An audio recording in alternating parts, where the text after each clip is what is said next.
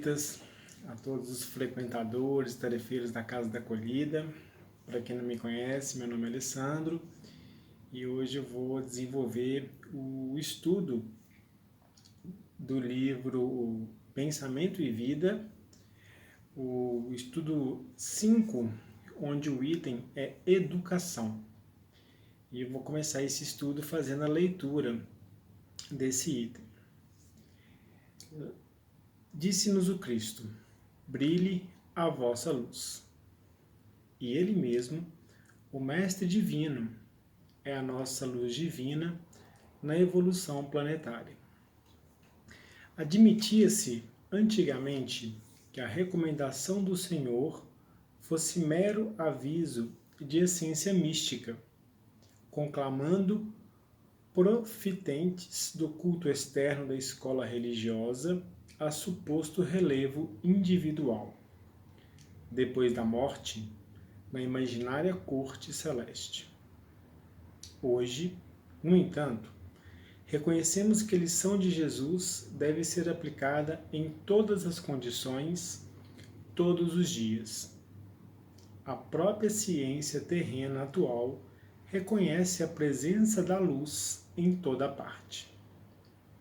O corpo humano, devidamente estudado, revelou-se não mais como matéria coesa, senão espécie de veículo energético estruturado em partículas infinitesimais que se atraem e se repelem, reciprocamente, com efeito de microscópicas explosões de luz. A química, a física e a astronomia demonstram que o homem terrestre mora num reino entrecortado de raios. Na intimidade desse glorioso império de energia, temos os raios mentais condicionando os elementos em que a vida se expressa. O pensamento é força criativa a exteriorizar-se da criatura que o gera por intermédio de ondas sutis em circuitos de ação e reação no tempo, sendo tão mensurado como o fotônio que, arrojado pelo fluxo luminescente que o produz, percorre o espaço com velocidade determinada, sustentando o hausto fulgurante da criação. A mente humana é um espelho de luz, emitindo os raios e assimilando-os, repetimos. Esse espelho, entretanto, jaz mais ou menos prisioneiro nas sombras espessas da ignorância, à maneira de pedra valiosa incrustada no cascalho da furna ou nas anfractuosidades do precipício, para que retrate a irradiação celeste e lance de si mesmo o próprio brilho. É indispensável se desentrance das trevas à custa do esmeril do trabalho. Reparamos, assim, a necessidade imprescritível da educação para todos os seres. Lembremos-nos de que o eterno benfeitor, em sua lição verbal, fixou na forma imperativa a advertência a que nos referimos. Brilhe vossa luz. Isso quer dizer que o potencial de luz do nosso espírito deve fungir em sua grandeza plena. E semelhante feito somente poderá ser atingido pela educação que nos propicie o justo burilamento. Mas a educação, com o cultivo da inteligência e com o aperfeiçoamento do campo íntimo em exaltação de conhecimento e bondade, saber e virtude, não será conseguida tão só a força de instrução que se imponha de fora para dentro, mas sim com a consciente adesão da vontade, que, em se consagrando ao bem por si própria, sem constrangimento de qualquer natureza, pode libertar e polir o coração, nele plasmando a face cristalina da alma, capaz de refletir a vida gloriosa e transformar, consequentemente, o cérebro em preciosa usina de energia superior, projetando reflexos de beleza e sublimação.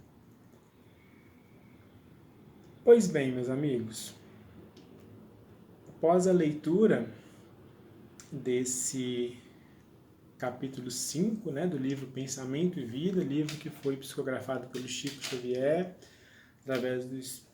pelo Espírito Emmanuel, eu gostaria de começar o nosso estudo buscando entender um pouquinho a etimologia dessa palavra educação, que vem do latim educatio.onis, que significa o quê? Que é o ato ou processo de educar-se. Ela também tem um conceito que é a aplicação dos métodos próprios para assegurar a formação e o desenvolvimento físico, intelectual e moral do ser humano. Então, após a gente ter essa breve descrição aí, da etimologia da palavra educação, eu gostaria de sugerir uma linha, já que o tema é educação, uma linha do tempo dos ensinamentos de Deus. E nessa linha do tempo a gente poderia começar com Moisés, que registrou as verdades, registrou os pilares da verdade, vamos dizer assim, através dos princípios morais e universais, como, vamos falar assim, o início da nossa linha do tempo. Logo em seguida a gente tem Jesus, que foi o espírito mais perfeito que Deus ofereceu ao homem, a servir de guia, de modelo à humanidade, foi o mestre que viveu e ensinou a mais pura lei do Senhor, que é a lei do amor. E logo em sequência, nessa escala evolutiva, nessa linha do tempo, vamos falar assim, a gente tem o Espiritismo, que é o Consolador prometido por Jesus, que veio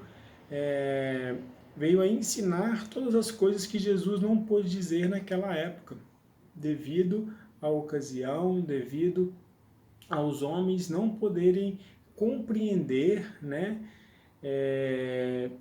muito menos recordar tudo que fora ensinado por ele.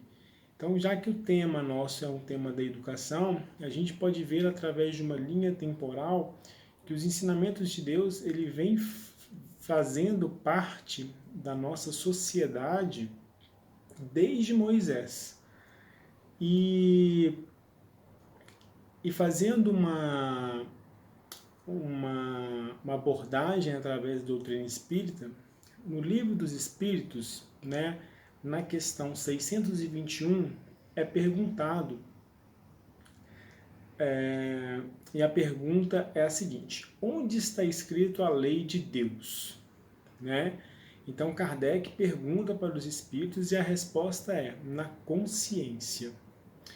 Vejam bem, pessoal, estou buscando uma série de situações relacionadas com a doutrina espírita e com o estudo de hoje, que é o estudo da educação, e essa lei de Deus, ela já está inerente na nossa consciência, Consciência que vem do latim conscientia, E o significado dessa palavra tem a ver com sentimento ou conhecimento que permite ao ser humano vivenciar, experimentar, compreender aspectos ou a totalidade do seu mundo interior. Veja bem que interessante essa pergunta que Kardec faz aos espíritos, a forma como eles abordam essa resposta e fazendo um paralelo com o nosso estudo, né? Já que a gente está falando de mundo interior, disse-nos o Cristo: brilha a vossa luz. E que luz é essa, né? Que luz é essa se não é uma relação da gente fazer uma introspecção e buscar o nosso conhecimento, nosso autoconhecimento e essa busca, né, pela nossa educação, tanto da parte intelectual quanto também da parte moral.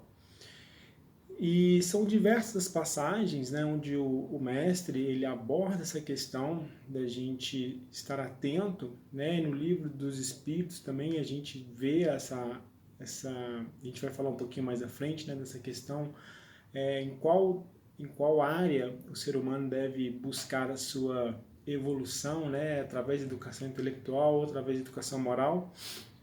E é Jesus, né, Jesus, o mestre, né, ele viu na educação moral de cada e de todo homem o caminho da redenção humana, o roteiro da libertação de vícios de todas as ordens, né, e a rota segura para se alcançar a vivência da lei divina em toda a sua plenitude.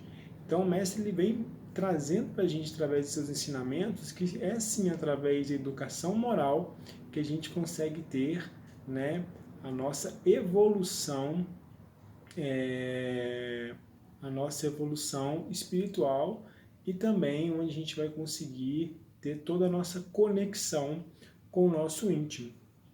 E no Livro dos Espíritos é feita na pergunta 127, os espíritos são criados iguais quanto às faculdades intelectuais? E a resposta é a seguinte: são criados iguais. É preciso que o livre-arbítrio siga seu curso.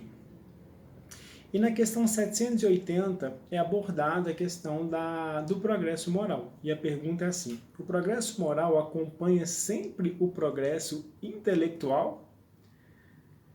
E a resposta é a sua consequência, mas nem sempre o segue imediatamente. Pois bem, meus irmãos, a gente pode observar, né, que essa busca incessante da humanidade atualmente, né, com o avanço das tecnologias, com o avanço do progresso da humanidade, a gente percebe-se que o homem evoluiu muito em relação ao seu progresso intelectual, porém, a porta ainda segue estreita para a grande maioria da humanidade que ainda desconhece da necessidade do seu progresso moral. E é isso que o Cristo vem trazendo para a gente, né, em todos os seus ensinamentos. É isso que essa passagem pôde elucidar para a gente de uma forma muito clara, a importância da gente buscar sempre o acompanhamento do nosso progresso, da nossa evolução moral, em conjunto da nossa evolução intelectual. Né? A gente sabe sim que a educação ela é importantíssima, a nossa educação intelectual, nosso adiantamento em relação ao progresso da humanidade, mas o progresso moral também ele é um fator primordial para que nós, como espíritos encarnados, possamos nos aproximar cada vez mais dos ensinamentos do Mestre.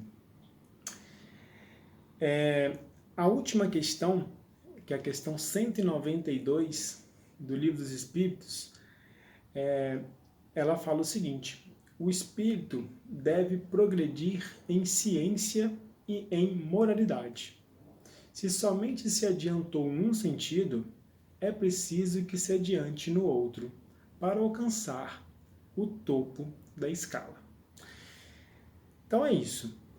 Para a gente fechar o nosso breve estudo de hoje, eu vou deixar com vocês uma leitura, um texto do livro Vinícius, Nas Pegadas do Mestre.